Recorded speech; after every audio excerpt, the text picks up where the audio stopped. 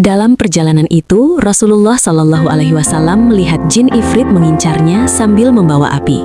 Setiap Rasul menoleh, Ifrit selalu berada di hadapannya. Jibril berkata kepada Rasulullah, "Maukah engkau aku ajarkan suatu kalimat?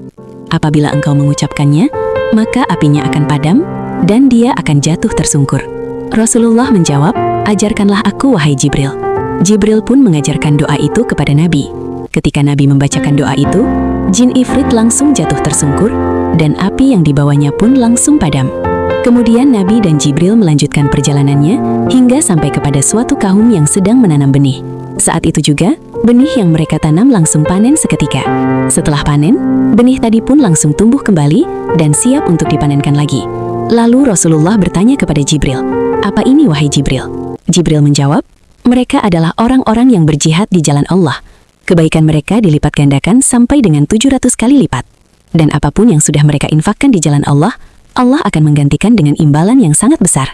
Di tengah perjalanan itu, tiba-tiba Rasulullah Shallallahu Alaihi Wasallam mencium aroma yang sangat wangi.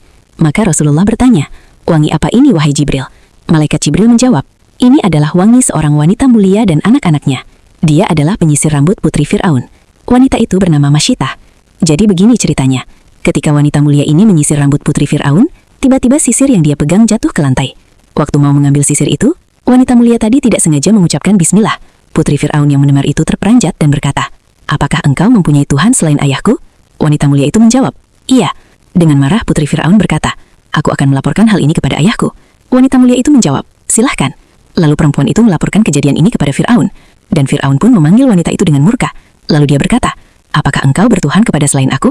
Wanita itu dengan tegas menjawab, "Iya. Tuhanku dan Tuhanmu adalah Allah Subhanahu wa Ta'ala." Wanita mulia ini memiliki 2 orang anak dan seorang suami. Fir'aun memerintahkan orang-orangnya untuk menyiksa mereka semua agar mereka mau bertuhan kepadanya. Tapi mereka menolaknya. Fir'aun berkata, "Sungguh aku akan membunuh kalian semua." Namun wanita mulia itu menjawab, "Lakukanlah apa yang engkau ingin lakukan. Namun sebagai balasan dari pelayanan yang telah kami lakukan kepada putrimu, apabila engkau mau membunuh kami, bunuhlah kami dalam satu tempat yang sama, dan kuburkan kami dalam satu kuburan yang sama." Maka Fir'aun memerintahkan orang-orangnya untuk menyiapkan penggorengan yang besar yang terbuat dari tembaga. Lalu penggorengan itu diisi dengan minyak yang sangat panas. Lalu perempuan itu dan anak-anaknya dipaksa untuk melemparkan diri mereka satu persatu ke dalam penggorengan tersebut. Ketika tiba giliran anaknya yang masih bayi, wanita tadi merasa gak tega jika bayi itu harus dilemparkan ke dalam penggorengan. Namun, tiba-tiba bayi itu berbicara dengan suara lantang, jelas dan penuh kelembutan kepada ibunya. "Wahai ibu, tenanglah dan jangan ragu. Engkau berada di pihak yang benar." Lalu mereka semua dilemparkan ke dalam penggorengan itu. Sahabat seiman yang dirahmati Allah, perlu diketahui, ada 4 bayi yang bisa berbicara, yaitu bayi dalam kisah ini, bayi saksi Nabi Yusuf, bayi dalam kisah Juraij, dan Nabi Isa bin Maryam alaihi salam.